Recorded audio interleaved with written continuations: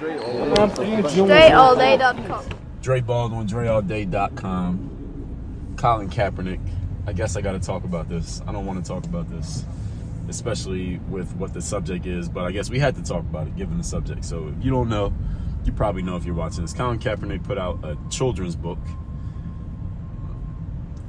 Okay, anybody can put out a book these days. I guess nothing wrong with somebody putting out a book, even if you think, what is this person going to teach a kid? But anyway, he puts out a book that's based around his upbringing, being I believe he's a biracial person. Nobody actually knows. We don't actually know who his parents are because he was given up for adoption. So allegedly biracial, whatever the races are. One of them is allegedly black. Again, we don't actually know, but he claims that I believe is a white mom and a black dad. Allegedly, we don't know.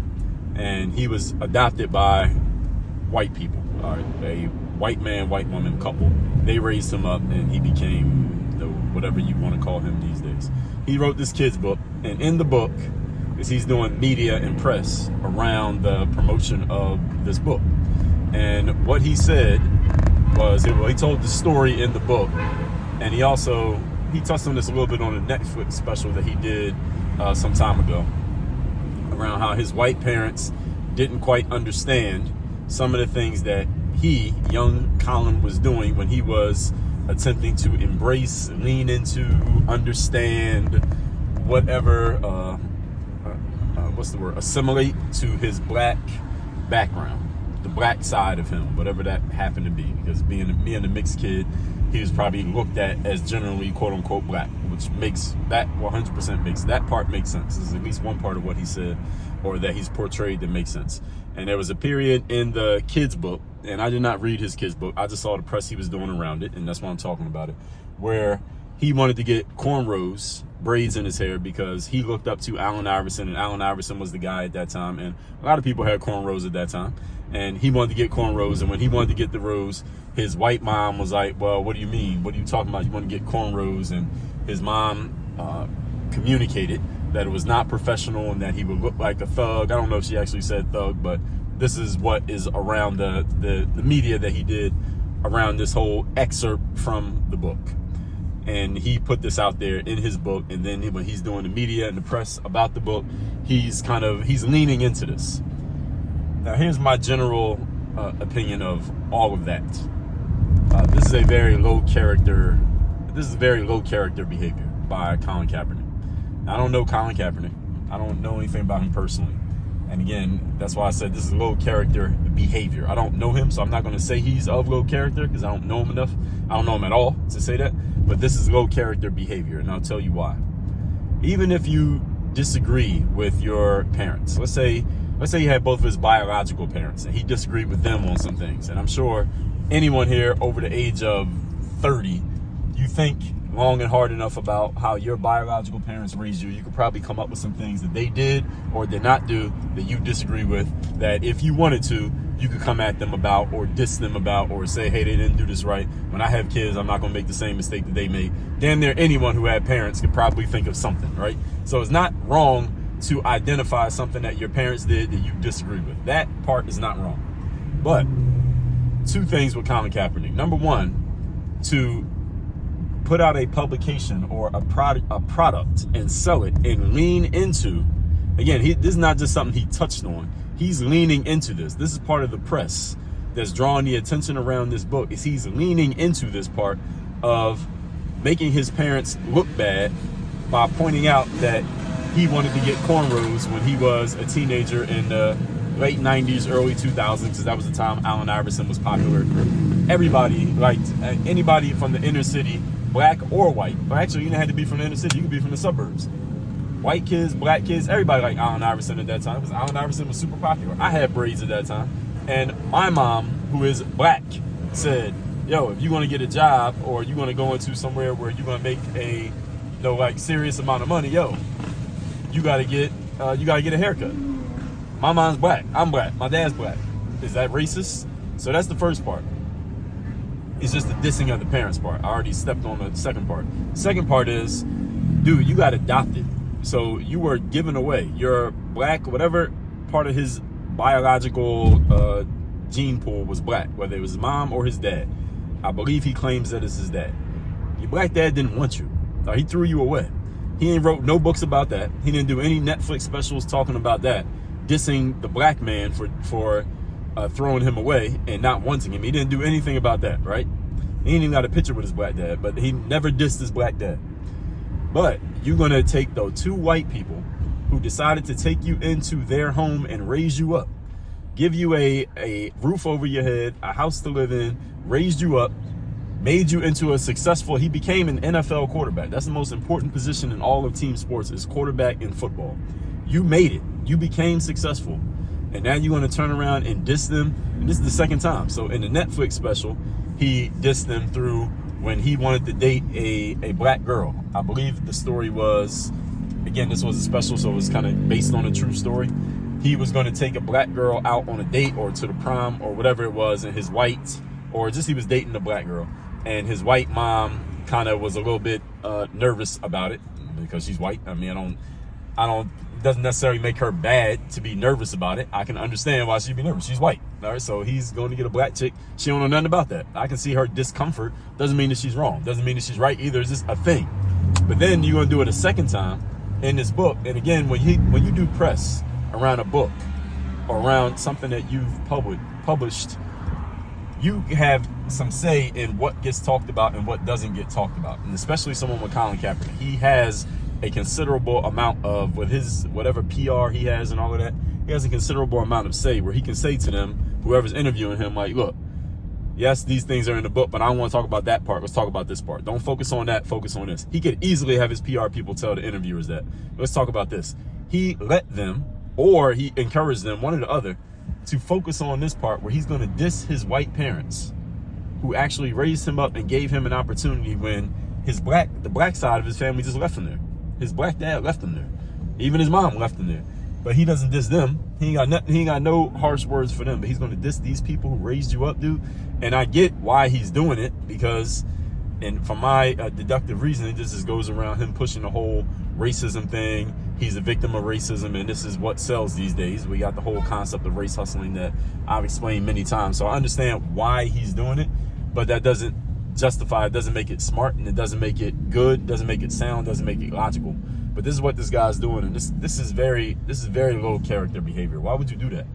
And why would you sell anything around dissing your parents? You had to have a very, very, very dysfunctional relationship with your parents where you got like some clear black and white, they did something wrong angle if you're going to diss your parents and then sell something around it. Again, any adult could probably point out some things their parents didn't do as well as you would do. But to make something and sell it around dissing them, especially somebody like you who got taken in by some people who didn't have to do it. When your actual parents, you ain't never dissed them, but you're going to diss the people who took you in when they didn't have to, is crazy. Like, that's just completely crazy. And I've seen some people say, I was on Twitter the other day, and I saw some people talking, trying to come up with, they were twisting themselves in pretzels, trying to come up with logical justifications for why Colin Kaepernick would say this. Well, he's speaking his truth. Miss me with the his truth bullshit. There's only one truth in life, and he's speaking his perspective. His truth, my truth, your truth, that is all nonsense. It's just one truth. But the fact that, and then they say, oh, well, the way that his parents raised him was problematic because they didn't understand his black heritage, and he didn't understand his black heritage. And so he was trying to figure it out.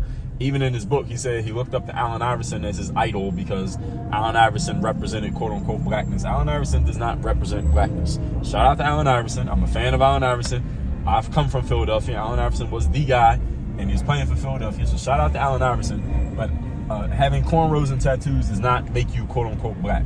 I get how Colin Kaepernick was confused by that. And what he should talk about in his book is that. If he wants to talk about something, he should talk about that. How he was looking at blackness as, I need to have cornrows and tattoos because that represents blackness. But I realized as I got older that is not a representation of blackness. So here, let me throw a bone to somebody who I generally have disagreed with. I read Ibram X. Kendi's book, which is How to Be an Anti-Racist. In that book, he talks about this. Like, Ibram X. Kendi has at least a little bit more intelligence than Colin Kaepernick. And I'm not even trying to be funny. He actually does. Because in his book, Ibram X. Kendi talked about this, how he is from I believe Ibram is from New York. I'm pretty sure he's from New York because I read his book. I read his book twice because it was some of the things he said in the book was so ridiculous I had to read it more than once. But one of the things that he talked about was that when he was going to do like his serving as his apprenticeship as a professor. I don't remember exactly what they call it, but he was living in Philadelphia, and he was going to live in North Philly, which is a traditionally known as a quote unquote bad neighborhood, black but bad neighborhood. And he had always thought that living in like a bad neighborhood or a rundown neighborhood or like the ghetto or the projects was a way to prove, quote unquote, to himself and to others that he was living the genuine black experience. He said that in his book. But Ibram said he came to realize that just thinking that way or having that mindset or talking that way is actually kind of a bad way to think along racial lines, because being poor or living in the ghetto or being in a bad place does not make you more black than somebody who lives in the suburbs or has money or is intelligent or they go to school every day or go to work every day or puts a suit on. And that is one part, and I talked about this. I did a whole series on Ibram Kendi's book, a 4-part series that's on my podcast. And I gave Ibram Kendi credit for that. I did not agree with most of what he wrote about, but that part I did agree with because that's true. What Colin Kaepernick should say, because he said this is back in his teen years or early 20s, whatever age he is. In his teen years, he thought being black meant having cornrows and tattoos. But he should also say in the book, when I got older and I became an adult and I became a lot more mature, I realized having cornrows and tattoos does not prove my blackness. That's not a way to lean into blackness. It doesn't prove anything. It's just a way of expression, but that doesn't make me quote unquote black.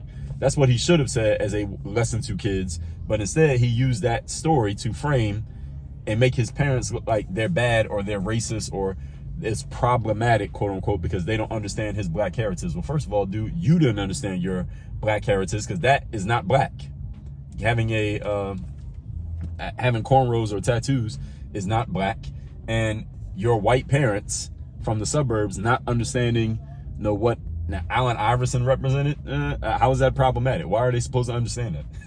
They ain't basketball players. Like, they ain't got season tickets to the Sixers. Why do they need to understand anything about Allen Iverson? Allen Iverson you don't need to study Allen Iverson to know blackness. And that is what he should have said. And he could have even said it in his interview. Like, yeah, I was a dumb young kid who thought being black meant getting cornrows and tattoos. But instead what he said was, well, I was a dumb young, he didn't say he was dumb and young. I was trying to figure out my blackness. So I looked up to Allen Iverson and my parents didn't get it. So that was problematic. Like, are you serious? Really? Can anybody possibly defend that? How can anybody defend that? That's just completely ridiculous. And this guy, as I said, this is very low character to diss your parents over that. And then not only to diss your parents, but then you put it in a book and you're going to sell that to other people as a way of teaching kids, young, impressionable kids, that this is somehow like an intelligent or smart way of thinking. Really? That's crazy. So I don't even know what else I need to say about that, but we'll just leave it at that. That's crazy. If any of you if you agree with me or disagree with me, of course, you probably already have formulated your thoughts about this, even maybe before I said it or what I said, what you heard. You put your thoughts in the comments. I don't need to tell you that. If you think I'm wrong, please let me know. If you think I'm wrong in any way, that this guy's out of his mind on every level in doing this. I can't even see any level on which what he said made sense. And if any of you have a perspective that I'm missing, please let me know based on the things that I've said here. And again, even trying to defend it's his truth is nonsense. Calling something your truth when you're saying some bullshit does not make it okay. That doesn't justify it. That's why I reject this whole concept of my truth, your truth. I reject all of that, because all of that is, when people get into this my truth shit, is just a way of blocking other people from challenging your bullshit by calling it your truth. Because if you just say your opinion, an opinion can be challenged. See, a truth cannot. That's why people got into this whole my truth bullshit, just so nobody can challenge you on your garbage. There's no my truth. All right, that's just some garbage things that he put out, dissing his own family, when again his biological, the black side that he's embracing. The reason why he's gotten fans is because he's claiming black, right? When he's 50%, but the black person who actually gave you your blackness didn't even want you. You don't even know who he is. Never took a picture with you. You want to embrace that, but then diss the white people who took you in and gave you a life and gave you a chance. Where would he have ended up had he ended up where most black kids who get abandoned by their parents end up? In group homes and in and out of that pipeline, right? That pipeline. Y'all know what I'm talking about, that prison pipeline. That's where he would have ended up had those white people not taking him in and giving him a chance, but he wants to diss them. Of all the people in the world he should be dissing, those are the last people he should be dissing. But if anybody sees things differently, hey, maybe I'm just one person. Let me know. Text me.